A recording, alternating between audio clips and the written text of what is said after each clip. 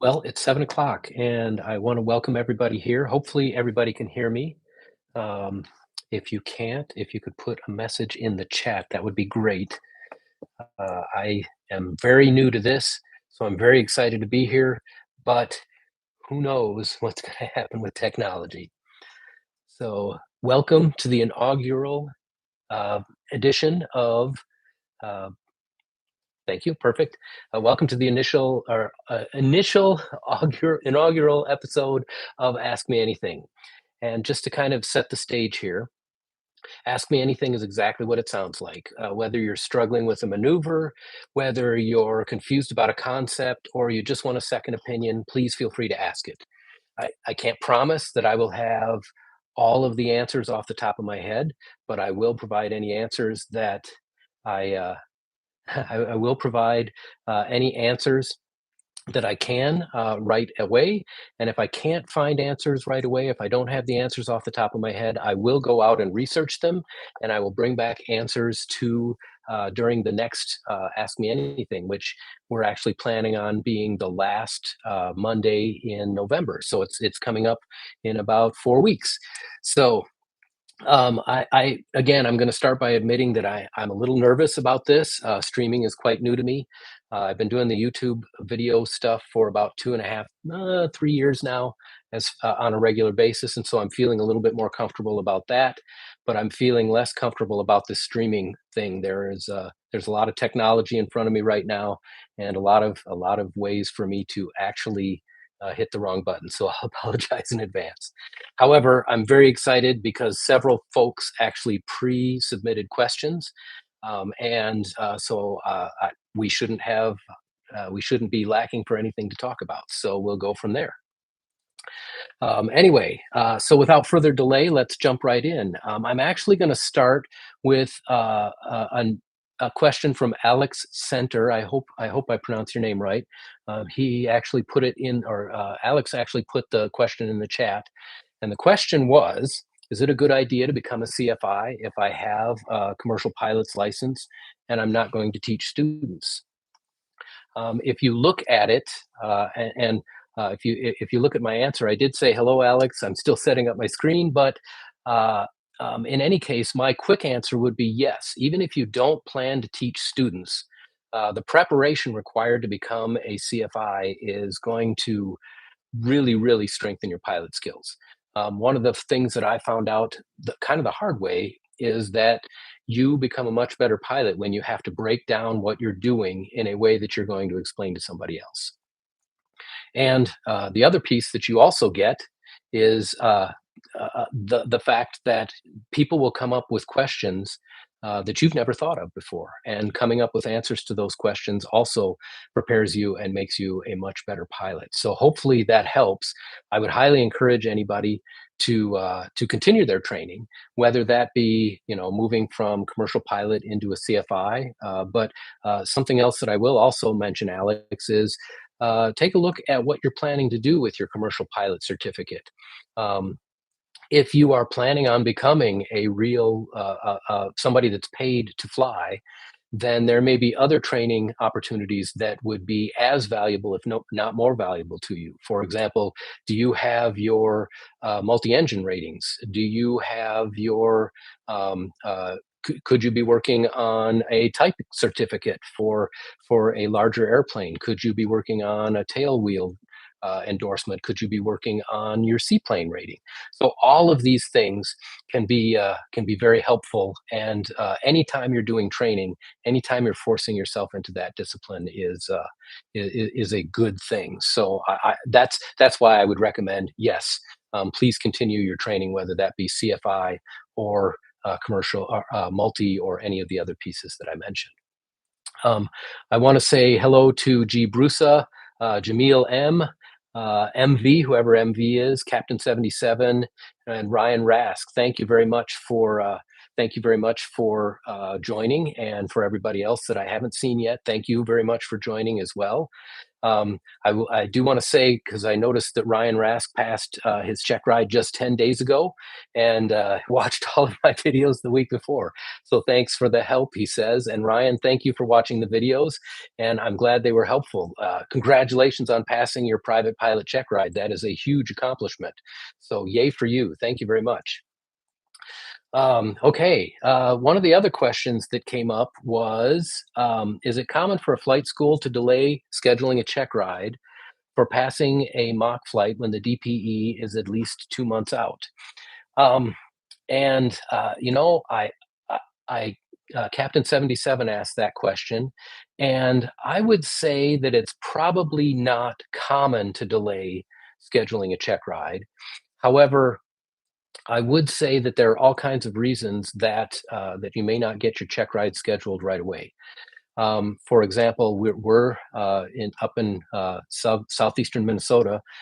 We have a Part 141 school, and there could be plenty of reasons that somebody's not prepared for a check ride. They may go through the mock oral, and they may go through the mock flight portion of their stage check, and they may be doing really, really well up till the point that they're actually put in front of somebody that they don't normally fly with. And at that point, they may kind of well, we call it caving in, or they may goof up things that they normally do very well. Um, if you're also not confident in your skills, your flight instructor may reach out to you and say, "Hey, I think we should delay for a little bit and keep working on things." So, not knowing your specific situation, it's hard to give a more complex and detailed answer to that. But there are a lot of reasons in general that you may delay. That there may delay scheduling a check ride. The other piece too is a lot of times, again, there's a lot that can happen in 2 months if the DPE is 2 months out. There may be there may be scheduling issues within the flight school. There may be scheduling issues with your instructor, especially if your instructor wants to be there for your check ride.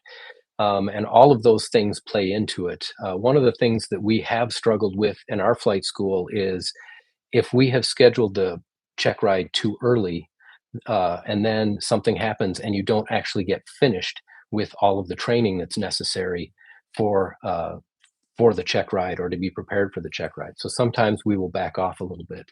But again, I just want to say there are some good reasons, but the best thing I think would be to the best thing I think would be to do is to have a conversation with your primary flight instructor and see what's going on with them and see if they have more specifics on what's going on. Um, Megan, thank you for joining, and Paul, thank you for joining. I'm going to actually jump to some of the questions because some of the questions that are coming up were actually asked by some of the people um, who had pre submitted questions. So let's see if we can move on to one of those pre-submitted questions without causing too many technical difficulties here. Okay, so Ryan L asked, how come performance chart calculations are frequently altered? I hear folks recommending to add or subtract 20% to the calculated numbers to be safe or conservative. I've also heard it stated that an older airframe engine may reduce performance, so you shouldn't expect to achieve the exact book numbers from the charts in the POH.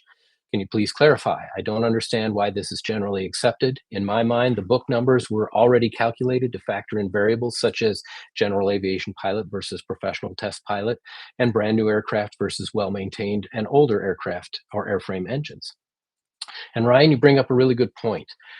Um, the challenge is that when performance charts, and I did a little research on this, so thank you for asking this in advance.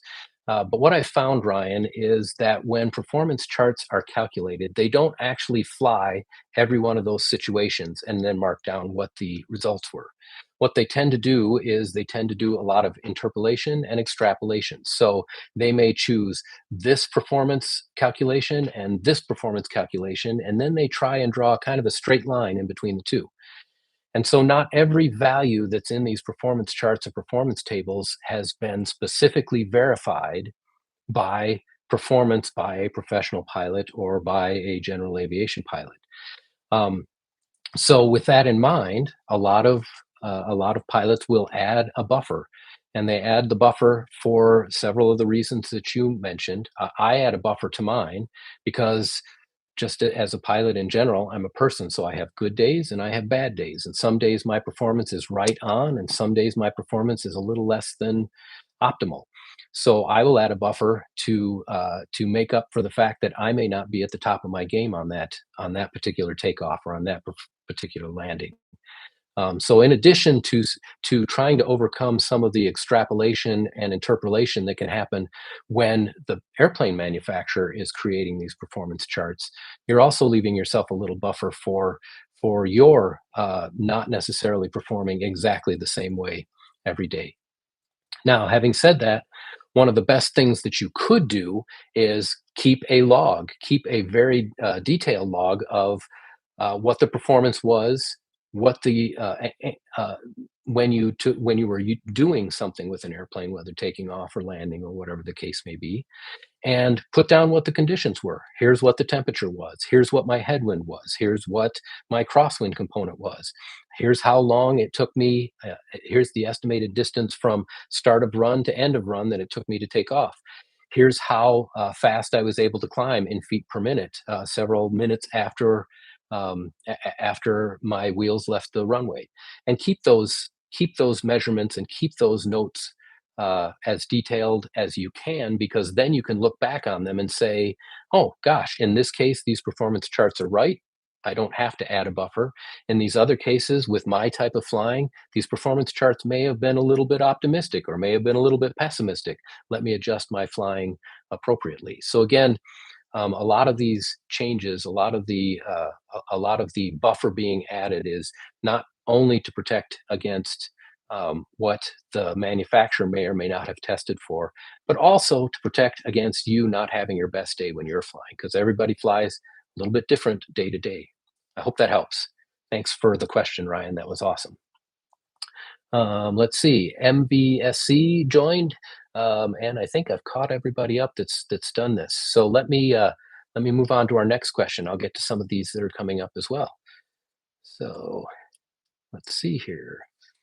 So the next question is from Tom. I think it's Seiler. I hope I pronounced your name right. If not, I really apologize. But Tom T says, I'm preparing for my CFI. I purchased the ground lesson presentations from Wi-Fi CFI, and I'm just about finished customizing them with my content and notes. I've been flying right seat and practicing maneuvers, and next I'm going to go through the ACS and make sure that I can talk for at least a few minutes about each of the topics. Anything else I can do to be improving my chances? Thank you. And T, this is a very, very good question. And part of the reason that I wanted to go into these is because I noticed that Megan Lewis also asked a very similar question. Megan says, what's your best piece of advice for preparing for a CFI check ride? And let me mention what I mentioned to my students who are preparing for CFI check rides. The first thing is that as you are coming up through your pilot training, private pilot, instrument, commercial, multi-engine, all of those check rides are really about proving that you can fly the airplane. It's proving that you understand the regulations around it, proving that you can do the performance calculations, proving that you can put together flight plans, and all of those other things. The big difference between your CFI, your CFII, and your MEI check rides are that they're flipping the script a little bit, and you are being tested on whether or not you can teach somebody how to fly the airplane, or whether you can teach somebody what the regulations or how to do the performance calculations are. So to me, the best preparation that you can do is to find people that you know who won't get too tired of listening to you, and actually teach them how to do these things. So whether it's teaching a friend how to do a short field takeoff, sit them down in a chair, explain the situation that's going on, let them ask the silly questions, because part of being an instructor is hearing questions that you know the answer to, but it may not have occurred to you that it's not crystal clear. To other people, aviation is kind of a mysterious art, and therefore, when you're preparing to be a flight instructor, put yourself in situations where you have to explain to somebody that is not a flight instructor how this works, or how you're going to do the maneuver. One of the things that we regularly have our students do is we have them get up in front of a group of people and we have them present a lesson, start to finish. Today, we're going to talk about the aerodynamics of a stall and how to avoid spins from stalls.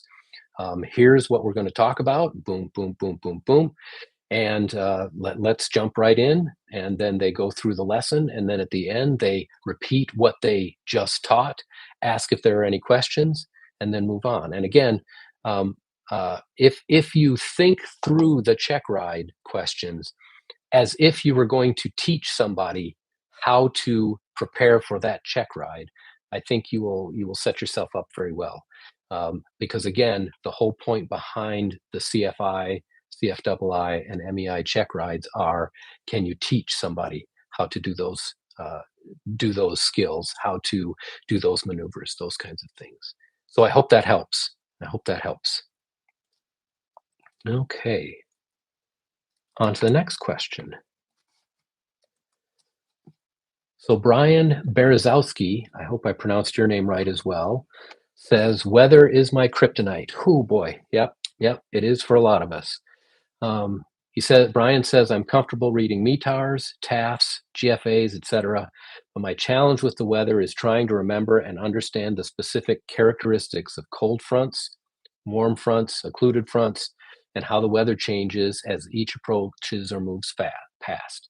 Do you have a simple acronym or mnemonic that helps your students remember the weather systems easier? And I have to say that I don't have an acronym. I don't have a really easy way to do it, Brian. I've picked up a few tricks here and there, but the bottom line is that the weather was and is my kryptonite as well. Part of the reason that I started doing some of these videos was to force myself to spend more time looking into weather theory. Um, there are several really good books by pilots that can help. Flying the Weather Chart is a good one, and I think the way I got myself through it was I spent a lot of time just kind of beating this into my head. So a cold front, if you're looking at a cold front, to me, some of the way the pictures look, the graphics look, I use that to help. So a cold front, if you're looking at it, is blue because it's cold. Um, if you're looking at it on the map, it's got the line, which is the approximate frontal position, and then it's got the icicles that come off the front of it. And those blue triangles, I consider them to be icicles. And again, that helps me remember that that is the symbol for a cold front. The warm front, same sort of thing.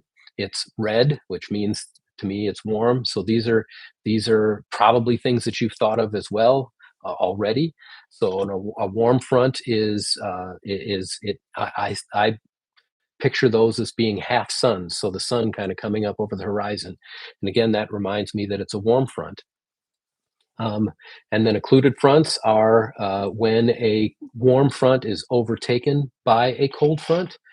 So the symbol for that is purple, on most weather maps, and it is a mixture of the icicles and the suns.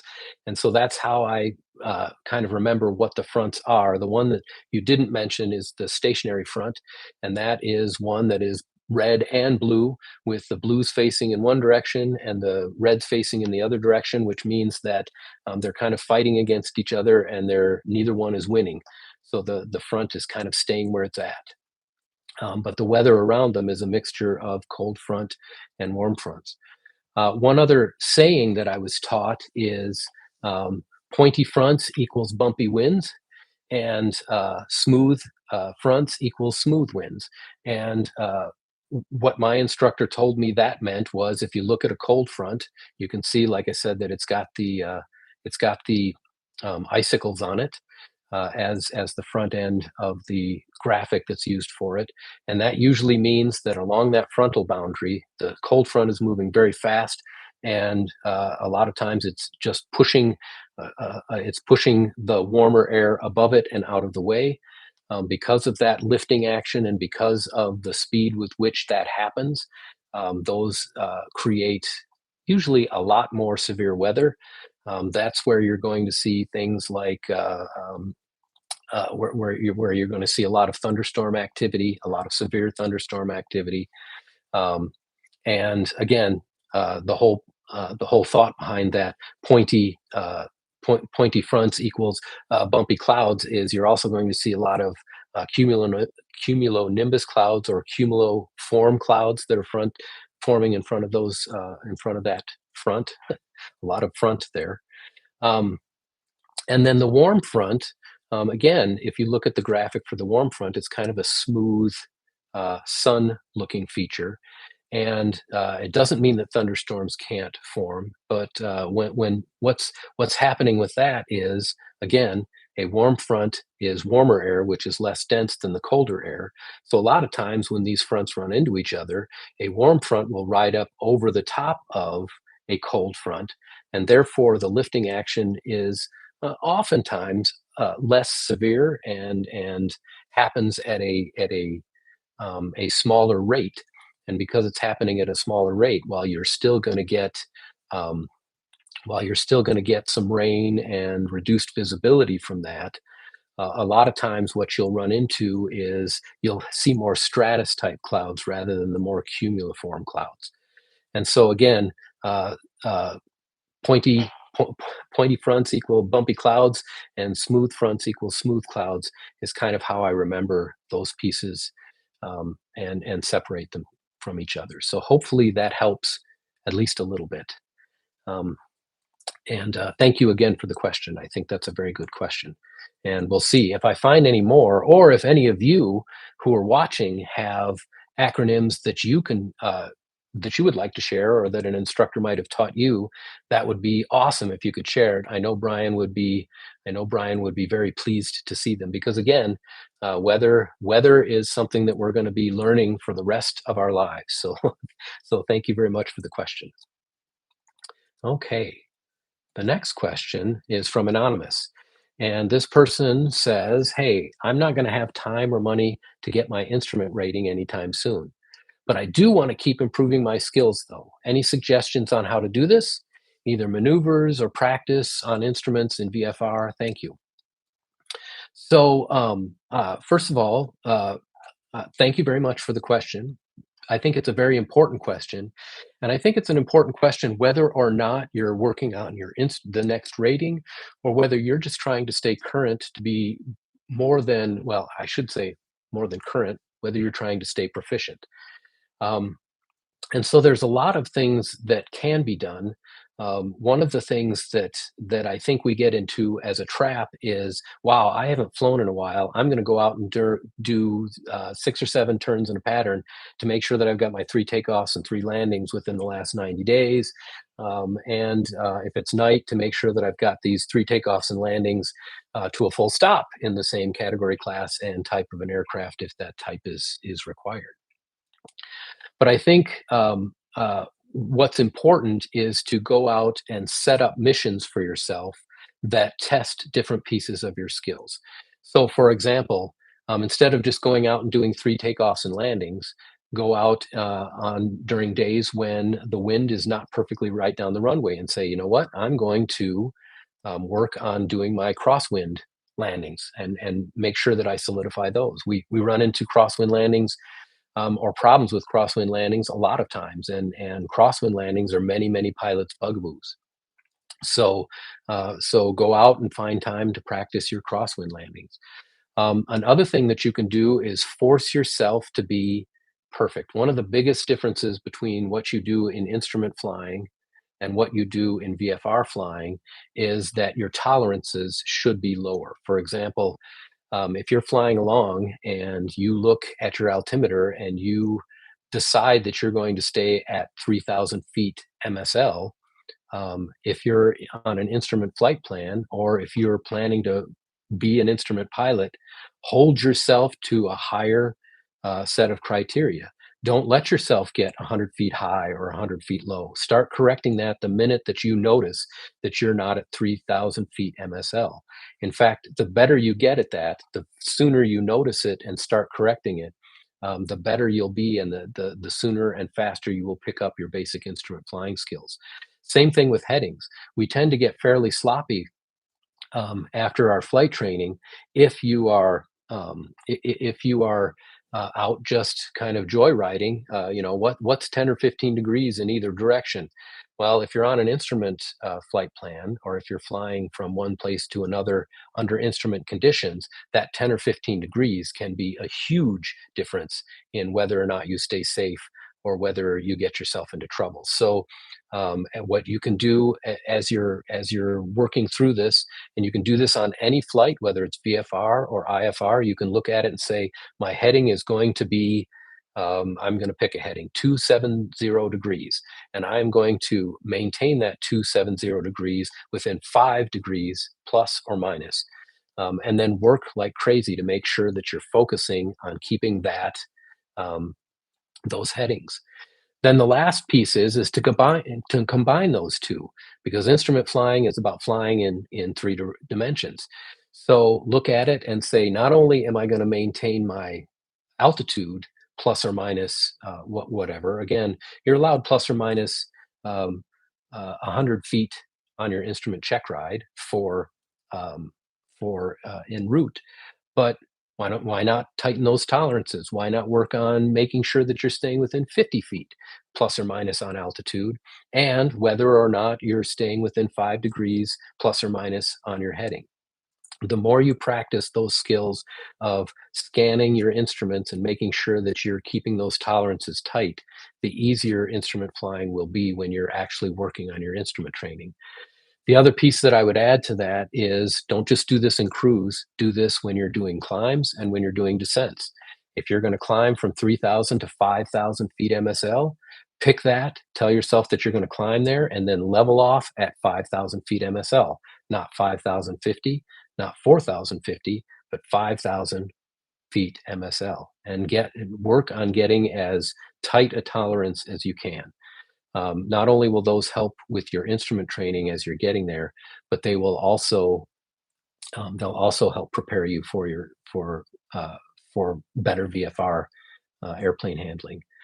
And then the last piece, which could be a little controversial, is if you have a friend that is an instrument pilot, fly with them as much as possible.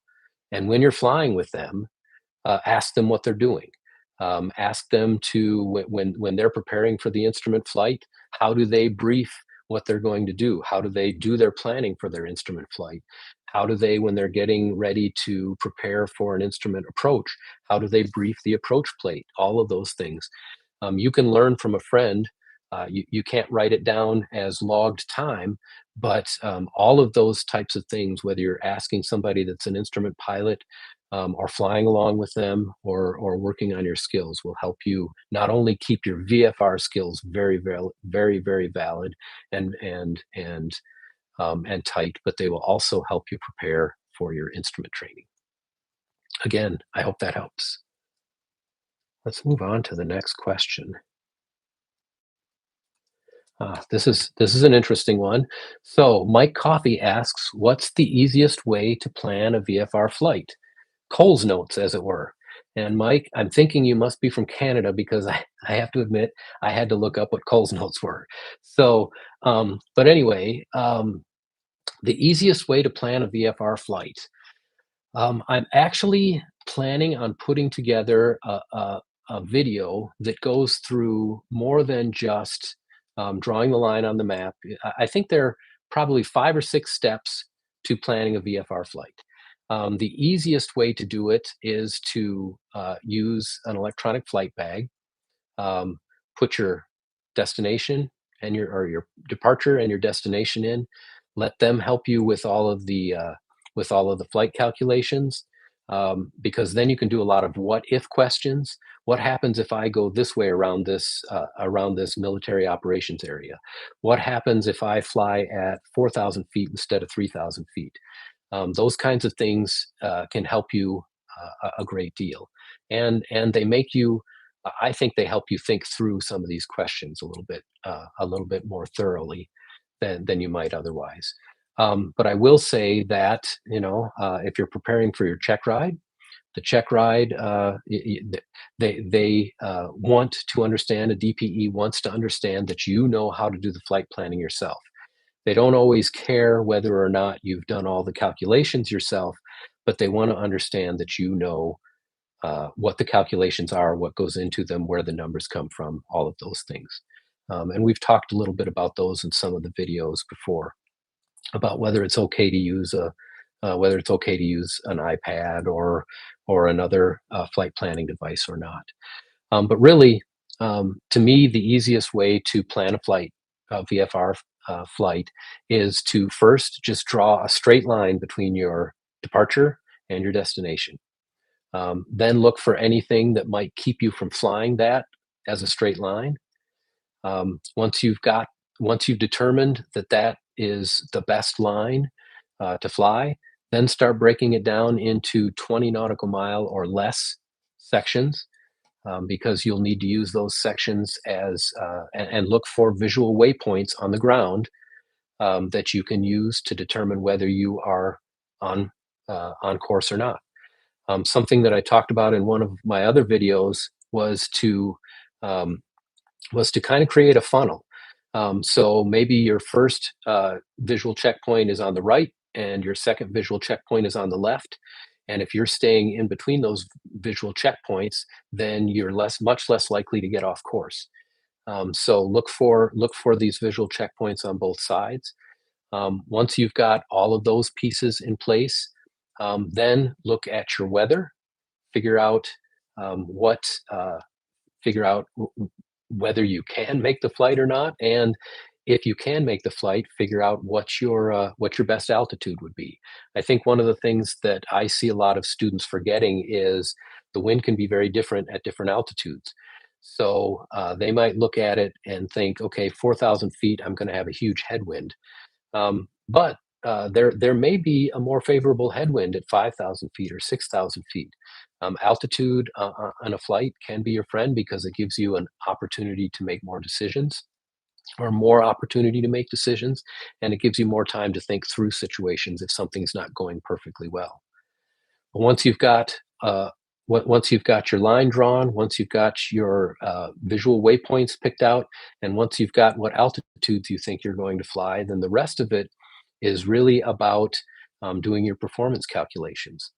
Um, and once you've got your performance calculations in place, the last piece is right before you take off, whether that be an hour or so before, double check all your calculations and make sure that the weather hasn't changed. Because if you're in a place like most of us, if you don't like what's going on with the weather, wait a few minutes and it will be different. But in any case, I hope that was at least a good start on how you might just the process that you might go through to plan a VFR flight. Um, but again, what I'll do is I have several more videos coming up where I'm going to talk a little bit about how to do it with tools versus how to do it by hand, and hopefully that will help. But thank you very much for the question, Mike. Let me go back over here. Um, any suggestions on how to get through instrument ratings efficiently? Again, hopefully, Captain 77, hopefully I mentioned some of those in the last answer. But really, I think spending as much time as you can working through it. In my last video, I talked about chair flying. Chair flying or working with a simulator, especially during your instrument training, is a huge benefit. Uh, you can pretty much use the simulator to help you keep your instrument scan going, to learn how to do your instrument scan, and to keep yourself from getting fixated on things. You can use the simulator to work your way through any kinds of emergency situations. You can also use the simulator to keep your skills up in between flights if you are taking a long time in between flights. I would say though that the biggest piece of advice that I would give anybody on getting through any of their ratings the most efficiently is to set aside as much time as you can to fly as frequently as you can. One of the biggest things that I see people stumbling over is they will actually start flight training. They'll do something. They'll get a bit of the way through it, and then they need to take a week off. And when they take a week off, they take a step back in their training. And if you do that a lot, where you're doing 2 or 3 lessons and then you don't fly for a week, and then you do 2 or 3 lessons and you don't fly for a week, essentially, every time you do a lesson, you're taking one step forward, and every time you take that week off, you're taking a step or a half step back.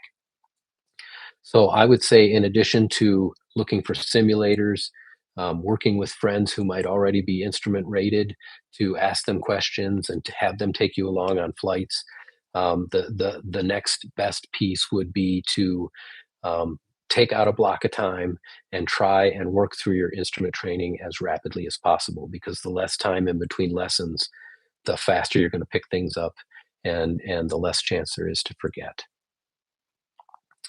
Um, Let me take a breath here. I'm going to take a drink of water because I'm talking a lot and getting a little parched. Okay. So the next question that was received early was, I am currently, and it's from McKay Fackrell. Sorry again if I mispronounced your name. The question is, I'm currently training at a Part 61 school while working full time. They're about a month out from flight training, so I'm planning to complete ground training first, online through Gold Seal, then transition to Part 141 at the same school once I finish my private pilot's certificate. Does that sound like a good route for someone that's balancing work and family? Hmm. And that is a really good question. Um, I guess the reason that I would, I guess the answer, of course, depends, and it depends on what you're trying to do. Part 141 training is very organized. It's very formal, and it's very formulaic. And what I mean by that is that the flight school has worked with the FAA, and they have gotten approval to teach the skills that are necessary for whatever certificate has been granted to them, um, in a specific order.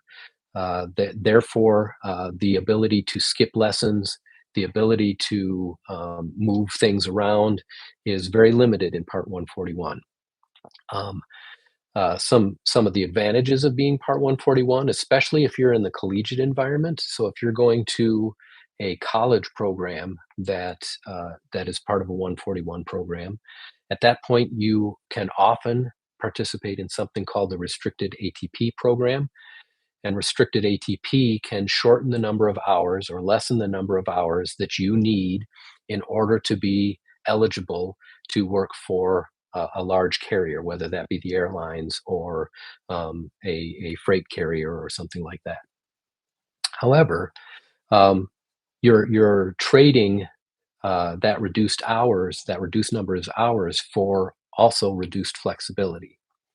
So it really depends on what your end goal is. If you're doing your Part 61 training right now while working full time, um, so that you can become an airline pilot, or so that you can work for a large air carrier, then there may be some significant advantages to moving into a Part 141 program. If you are if your work life and family life is hard to balance as it is, then then Part 141 may not be the right choice for you, because again, Part 141 does reduce the amount of flexibility that's available. You can't skip a lesson, you can't go from lesson two to lesson five in Part 141 without specific approvals and grants. Uh, you can in Part 61. If you show up for a lesson on Part 61 and the weather's just not right for lesson four, you could move on to lesson five in Part 61 because there is a lot more flexibility in Part 61 versus Part 141 training. So I think that in general, there's not anything wrong with what you're planning. And I think that if you are doing well at balancing your work and your family life, and you think that you can add the complexity of a Part 141 training program, then I would say, yep, go for it, especially if you're headed towards a career in the airlines or as an aviation in aviation as a pilot. Because at that point, you may be able, if you're going through a college program, you may be able to participate in that restricted ATP, and that restricted ATP takes your 1,500 minimum hours required for airline transport pilot down to 1,250 if you graduate from a 2-year 141 collegiate based program, or it takes it all the way down to 1,000 hours if you graduate from a Part 141 certified 4-year collegiate program. So there are some distinct advantages in that. But again, you will set yourself up for some significant work, and I would say take a deep breath, do some planning on paper, and find out if your schedule will allow you to do that, and still have time for your family and still have time for work, especially if that's if you need to do all three of those at the same time. So, but McKay, thank you very much for the question. I hope that helps at least a little bit. Oh, by the way, Matthew McShane just listed that he passed his check ride today. So congratulations, Matthew. That is awesome. Congratulations and welcome to the world of private pilots and onwards. So we can't wait to hear that you are. Well, I guess I shouldn't assume that you passed your private pilot check ride today. Um, hopefully you continue on and work on the next rating, whatever that next rating happens to be. So congratulations. That's awesome. Um, let's see. Fahim says, "Hey Scott, first time here, taking my first flight after my discovery flight tomorrow. Would like to write out a post-flight brief. Any suggestions on what to focus on?" Um, well, yes. I actually, when I do my, I think I've mentioned it in several of my videos. I actually do a log after every flight that I take. Um, and what I do for that log is I actually work through the entire flight. So I start. Uh-oh. Okay. Um, what I do is I start at the beginning with my planning. How did my planning go? Did I look at the weather appropriately? Did I remember to check all the NOTAMs at the airport when I'm where I'm departing from and where I'm flying to? Did I do my how did my calculations go? Was the wind stronger than forecast? Did I see that that was going to happen? So I look through all of those things. Then I briefly take a couple notes on what I did for the pre-flight inspection. Did I catch things that might not have been perfect with the airplane, or did I wait and not notice them until I was already in flight when there's not much I could do about it? Those are little things that I would put in my post-flight brief. Then how did I do when I was talking on the radio? If I'm at a towered airport, how did I do when I was talking on the radio? If I'm at a non-towered airport, could I have done it better? Could I have shortened my communications and made it more efficient? Um, uh, Another couple of things that I'll do is how did my takeoff go? What was I on the center line the entire time? If there was a crosswind, was I appropriately correcting for the crosswind? Again, I walk through every phase of that flight. How'd my climb out go? How'd my level off to cruise go? How did my entrance into as I'm descending into the airport go? Um, how did my uh, how did my approach and landing go? Was the landing good? Was my landing center line on the center line? Did I bounce it when I landed? What could I have done better? And that's the last piece that I think through on every one of them is this is how this went. How could I have done better on all of those things? And so that's really what I would put in a post-flight brief. Now, that sounds like it's a whole lot of information. And I think as you first start out, the tendency is to put a ton of stuff in that post flight brief. And I think as you're first starting out, that's a really good thing. The more detail you can have and put in that post flight brief, the more useful it will be to you later. Um, I can say that as I go through this, a lot of times I go into a lot of shortcuts and a lot of abbreviations. So I might say landing, not center, or landing left of center line, and then I might put a note on myself, a little bit more wind correction. So I'm not longhand writing out all of these things. They're mostly just bullet points on what I think happened during both or during all of those phases of flight. So, Fahim, hopefully that helps. But again, I think the other piece that I would also mention is think through how you felt and what you thought about the flight itself, because um, sometimes it's fun to go back and look through those post-flight briefs and just enjoy the fact that the flight was a lot of fun to have. Aviation is about a lot of details. It's about focusing on safety. It's about making sure that your procedures are in good shape and that you're following the procedures appropriately. But we shouldn't forget that flying is also supposed to be fun. So take some time during your post flight briefs.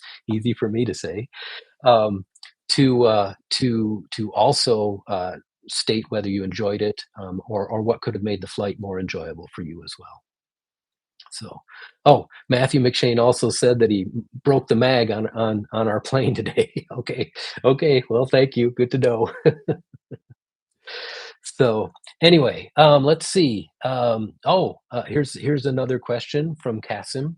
Where do you write down your post flight brief?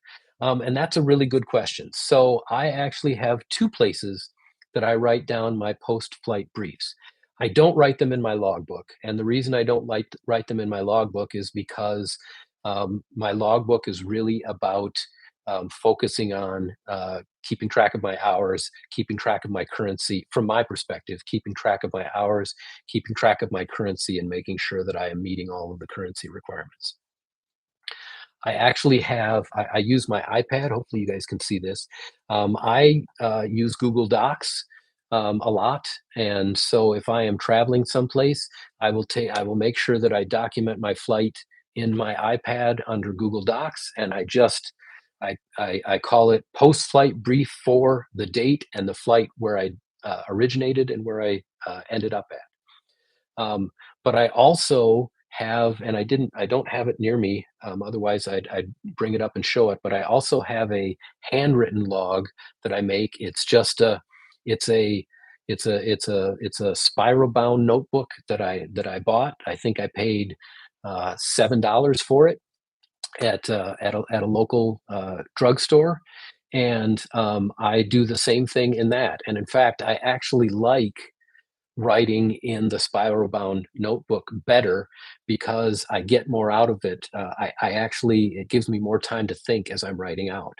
So I actually have two pre-flight or post-flight logbooks that I use, and I go back and forth. If I have time, a lot of times I will take whatever I put into my iPad and I will transfer it into my spiral bound notebook, again because it allows me to think through the flight yet one more time, and hopefully come up with some other things that I might do better, or some things that I really feel like I did well and I want to remember that I do. So hopefully that helps. But yeah, please feel free to use whatever works for you. Let's see. Let's see. Can you make a video with a lot of different radio comms practice examples? Heck, even stuff where you rattle off instructions and have to take them down. Absolutely. And that comes from excellence in animation. And thank you very much for that question. I have been thinking about this for a while, and I haven't come up with a good way to do that from my perspective yet that I think would be helpful. But I have started about 3 different videos on radio communication, and so it will there will be several coming up. Again, I did come up with the idea of starting off a video with a rapid fire clearance that somebody might need to cancel or might need to copy and write back or repeat back to somebody. I've also one of I do have a video about radio communication at a towered airport and what you can expect. I've also started a video on non-towered radio communication. I think it's very interesting as an instructor. I learned at a towered airport, so for me, going from a towered airport to a non-towered airport environment was scary as heck because nobody's watching out for me. How am I supposed to know what to say and when to say it? Where I have a fair number of students now who started flying at non-towered airports, and they might be working on an advanced rating at our towered airport here, and they have just the opposite. Oh my gosh, in a non-towered airport, I was responsible for communication, so I knew what to say, when to say it, and how to say it.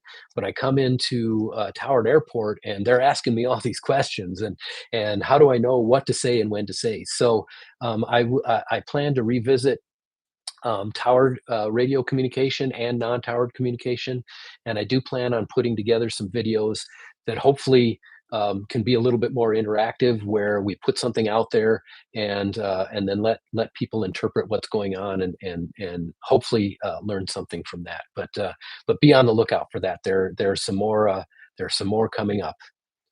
Um, let's see. Some other questions. T-Flow says, "Hi there. I just passed my private pilot check ride. Congratulations. That's awesome. And I'm looking to figure out how I can best continue through the ratings and best use my private certificate. I just took the Part 107 drone class." Excellent. Excellent, excellent. And as a private pilot, I would encourage anybody that has any interest in unmanned air unmanned aerial equipment to go in and look at the Part 107 pieces. As a private pilot, you've already done a lot of the training that will be necessary for your unmanned 107 certification. So go in and go find an instructor that can help you finish up those pieces and and finish that up.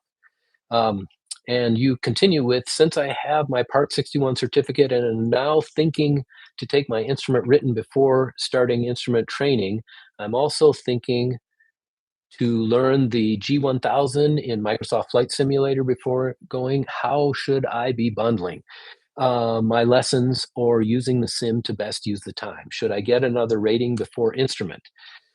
Um, okay, there's a lot there, so let me unpack a little bit of that. Um, the first thing I would say is, um, congratulations, that's awesome. I would also say that my recommendation would be to move from your private pilot certificate into your instrument certificate.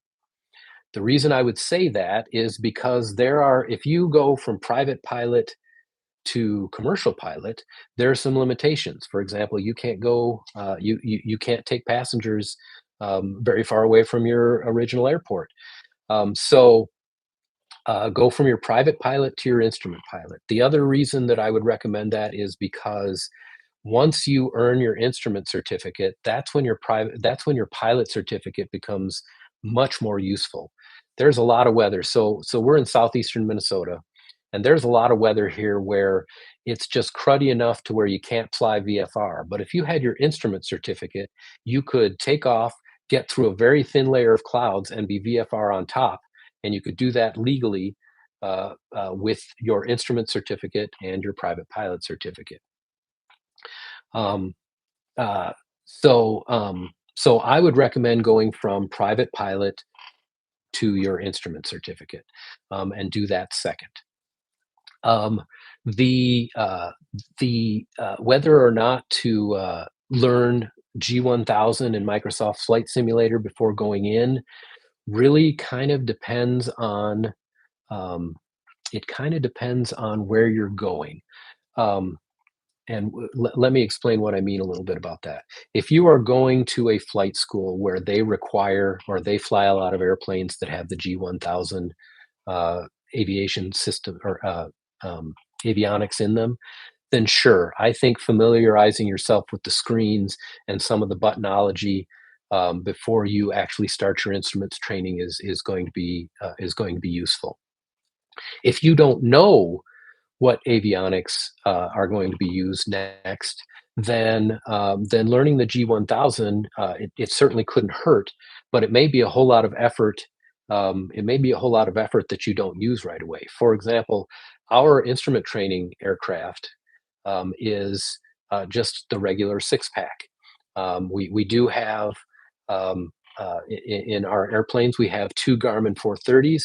They're linked so you can put information in one and it can transfer down to the second one.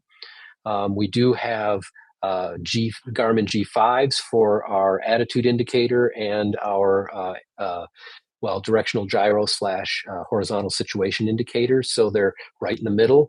You get a lot of the same information that you might get in a primary flight display from those two displays. Um, but if you spent all of your time learning that G1000, um, you're not going to feel comfortable getting into an airplane with two 430s and two G5s in it. So I think it doesn't hurt if you know you're gonna fly a G1000 airplane to learn that. But I don't know that I would spend a lot of time learning the G1000 platform before going into instrument training. While you're doing your instrument training, if you are on a G1000 avionics environment, you will spend a lot of time learning about it. So I guess that's where I would land is look and see what your local flight school is using for their avionics. And then, you can learn six pack avionics in Microsoft Flight Simulator as well. And again, getting a feel for the buttonology, how many times you click the dial to get to this function, how many times you push this button to get to that function. Those are all good things that will help you out. It is a bit different to actually push that button than it is to use it uh, in a flight simulator. But just knowing how to navigate through there can be very useful.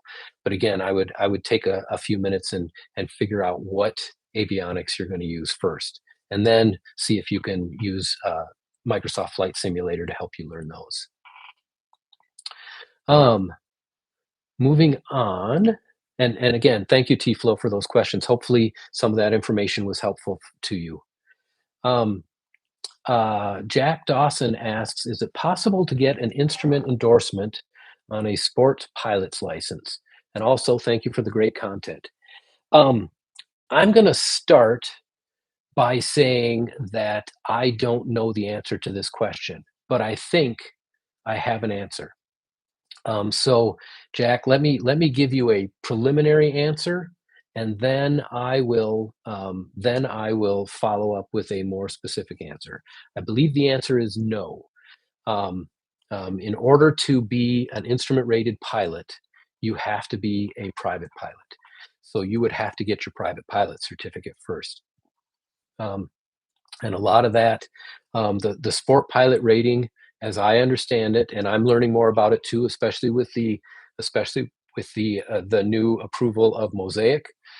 So uh, I am learning along with you on this. So, but there are a lot of operational things, and there are a lot of airspace places where you would end up or could end up going with an instrument certificate or an instrument rating that you are not allowed to do with your sport pilot rating. The other piece um, is that uh, is that again with sport pilot. You're not only uh, a little limited on when you can fly, day or night, but you're also limited in how high you can fly versus how low you can fly. And so all of those things can can change it. So if you're interested in doing the pilot or an instrument rating, I would actually recommend going through and completing your private pilot certificate. Now, I just thought of something as I was babbling through this answer, and that is all of my answer just now um, does assume that your question was about the United States. The reason I say that is because, for example, you can get a private pilot certificate in Canada without being able to fly at night. In the United States, when you get your private pilot certificate, you are perfectly willing or able to fly at night and legal to fly at night. In Canada, you need to get a special endorsement to fly in the evenings or after sunset. So, and again, I'm not an expert on Canadian aviation as well. So, if somebody out there is listening and they hear me state something incorrectly, especially about Canadian aviation, please feel free to comment in here so that we're not sending people that are asking questions off in the wrong direction. But anyway, my like I said, my recommendation would be if you want to fly instruments, you really need to get your private pilot certificate. Um, let's see. Kasim said, I just sold my 172 and got a Bonanza, but the gap was 5 months without flying. What's the best way to get proficient? I have a sim and also am thinking about chair flying. Um, wow. So there are a couple of things. Um, I think that the best way to I think the best way to get proficient between your 172 and your Bonanza is to spend several hours in the airplane with the flight instructor. There are a couple of big differences between a 172 and a Bonanza. First of all, a 172 is not a high performance airplane. It has a fixed pit. Most, if not all of them, have a fixed pit propeller. They do not have retractable gear. The Bonanza, depending, is both a high performance airplane and a complex airplane. So you're dealing with retractable gear. You're dealing with an engine of over 200 horsepower, which means you got to do a lot more rudder action when to keep yourself in the center. Um, I think sim would be fine to get yourself practiced in the processes and what you might do in the case of an emergency. But really, the best advice I could give you on that would be to go find an instructor that's familiar with Bonanzas, get in the airplane with them, and spend several hours until you both feel that you're comfortable in that Bonanza, because it is a lot more airplane than the 172 was, and hopefully that helps. Um, N. Aswan says, private pilot check ride in 3 days. Mr. Scott, please wish me luck. Best of luck. I think you've got this. So take a deep breath. Try and enjoy the process as much as you're going to be nervous about it. But I wish you the best of luck, and let us know how it goes, because we love celebrating all of these accomplishments, whether it be private pilot, instrument, commercial, sport pilot, recreational pilot. All of those things are a huge accomplishment. So thank you very much for letting us know, and the best of luck. Let's see. Thanks for answering a bit of a silly question, but for Part 61 instrument rating requirements, is there 50 hours PIC cross country and 10 hours cross country in airplane? Does that mean 40 hours of cross country can be done in a sim? Um, no. What it means is that some of that time can be done in a rotor wing aircraft, like a helicopter, or in some other kind of aircraft. What they mean is that uh, that 10 hours of PIC cross country needs to be in a fixed wing airplane. So they're really talking about the categories and classes of the aircraft, rather than just rather than just what you're flying yourself. And you can do portions of your instrument training in a simulator, but the cross country pieces need to be done in an airplane. So I hope that helps. Um, let's see. Oh, had a 172 RG. Okay, well, then you're familiar with landing gear. There you go. So, um, let's see. T-Flow also says, what do I think about getting other endorsements like a high performance endorsement or a multi-engine add-on to private? Does that make sense, or should I continue through instrument and commercial? Um, well, let me state that this is my opinion. There are others that may have difference of opinion, but I would say that there is all kinds of value in getting your high performance endorsement, a multi-engine add-on. If you depending on what you would like to do with your pilot certificate, um, it might be better to get your multi-engine add-on to your commercial certificate rather than your private pilot certificate. um, just because the you get a lot more experience when you're working from um, uh, private pilot instrument commercial. So you've already got a little bit more training under your belt, and you've got a little bit more experience with different airplanes under your belt. Um, I would highly recommend I would highly recommend uh, looking for the next opportunity to train, whatever that would be. Some of the best pilots I know are what I call perpetual students. They are working on, so that they just fit one of my favorite co-pilot people is he is a highly accomplished professional in real life. He has no desire to do. He has no desire to be a flight instructor. He has no desire to be a professional pilot, but yet he's earned his private pilot certificate, his instrument rating. He just finished getting his his single engine commercial not too long ago. He's already signed up for a multi-engine training session. He has taken or is starting to take introduction to aerobatic flying, and as part of that, he's going to be working on his tailwheel endorsement. And again, he's always looking for. His comment is, "Look, I just love aviation. I just want to be the best pilot I can."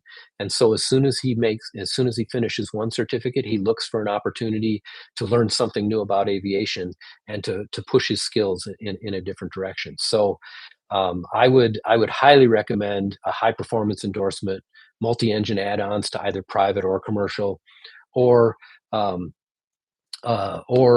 working on your commercial or your instrument rating. Instrument rating, just between all of us here, all 18 of us that are on the link right now, I would say that an instrument rating, unless your only goal is to fly around and sightsee um, on very pretty days, I would recommend looking at getting your instrument rating. It just makes your private pilot certificate so much more useful.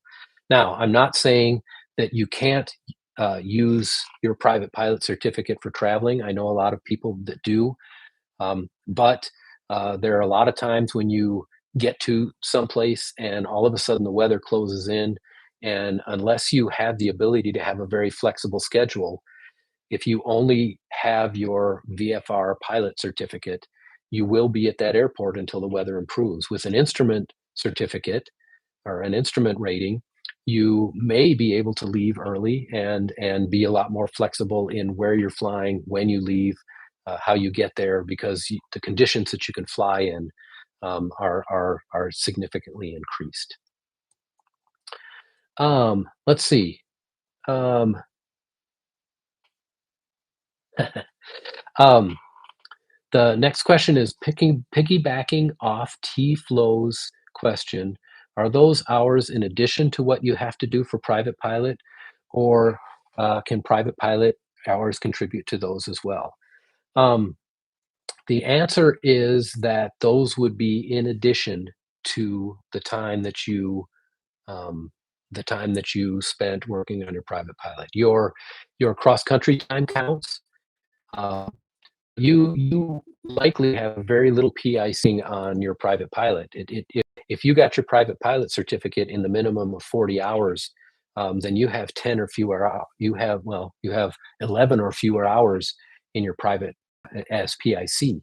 So that means that you're going to need a lot more hours in order to meet those 50 hours of cross country with 10 hours in PIC in an airplane. Um, so I would just assume that you're going to need to get them. And uh, you know, I um, where I think there's a lot more carryover is when you're moving from your instrument rating to your commercial rating.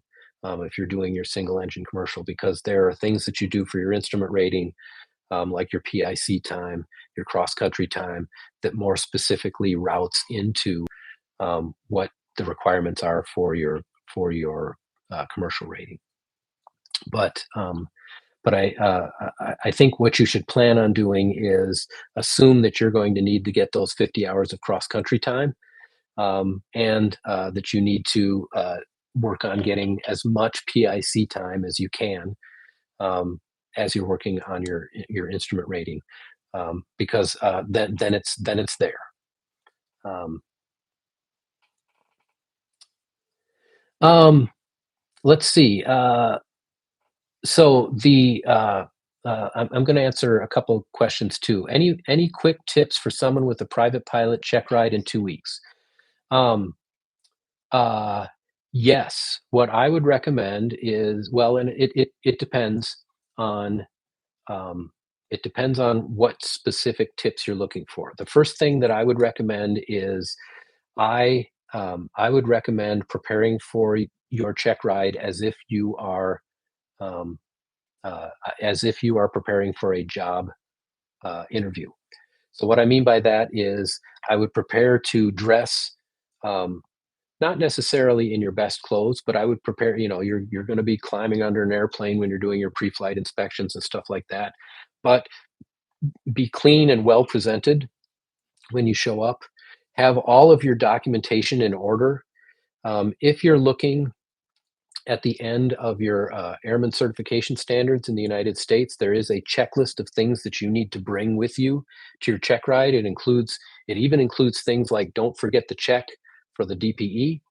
But I would go through that checklist and make sure that you have everything.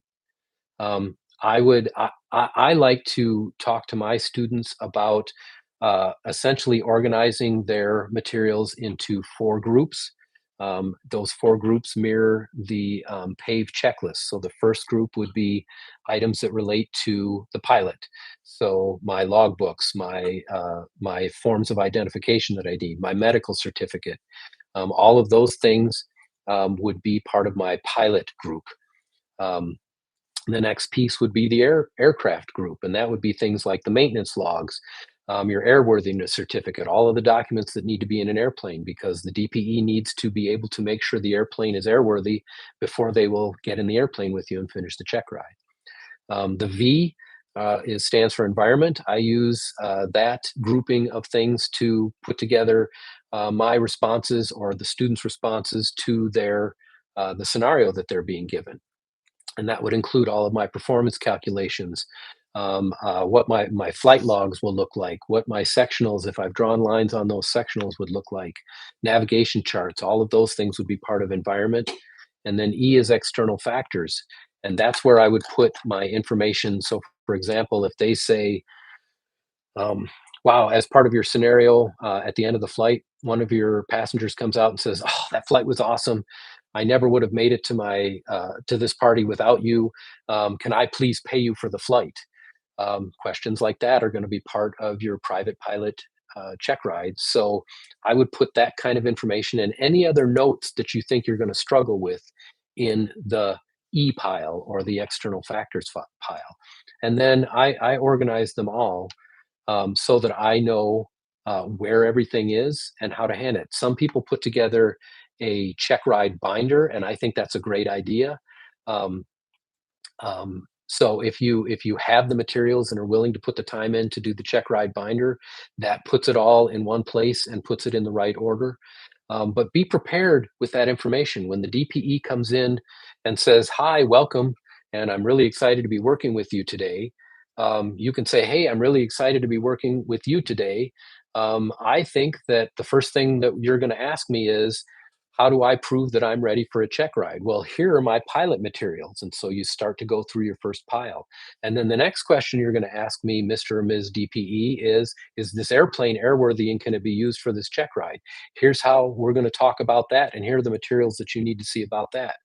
Because the more you can lead the pilot examiner through those materials, the more they know that you're prepared for the check ride. So um, so uh, again, get all of your materials in place, organize them in a way that makes it easy for you to find, and um, then make sure that you can pull them out at a moment's notice and use them to answer the questions.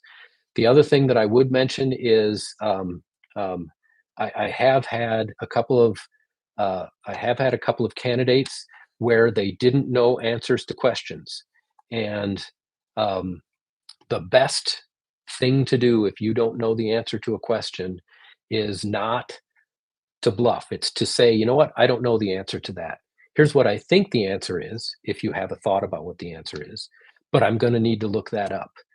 A lot of times, as long as you're not doing that every time, a DPE may be fine with you going to look that up. But one of the best comments I heard from a DPE that I respect deeply was, "Don't make things up because you'll only get people hurt in the long run." So if you don't know something, admit it, and then figure out the best way to move forward with that. So hopefully those, again, I dumped a whole bunch of stuff in there. Hopefully, hopefully that will be helpful. Um, T-Flow just said that they realized they'd actually watched my 4 flight and a half log video before the check ride. You're welcome. Thanks. That's awesome. So hopefully we answered a little bit of questions. Thank you very much for all of the information that you guys provided in advance. For those of you that did, thank you for these online questions. I really appreciate it. I have to admit, I expected there to be about 5 people on this Ask Me Anything. So I really appreciate. We ended up with 20 people at one time on here. So thank you very much. That makes me very excited. So again, if you come up with other questions, be prepared. We're gonna have this same Ask Me Anything type of session the last Monday in November, and I really appreciate your participation. I hope I wasn't too disjointed. Again, the technology is a bit new to me, so looking back and forth and trying to answer questions at the same time, hopefully didn't make things too disjointed. As I do these more often, I hope to get better with them, and hopefully the answers will be a little bit smoother. But anyway, thank you very much. I wish you the best for this evening. If you have any questions, please feel free. The form that's up, I'll resend it out in the next day or two. But the form that's up will be the form to pre-submit questions if you want. And I look forward to seeing and hearing from you over the next session. In the meantime, please fly safely, and I will see you next time. So thank you very much. Take care. Bye.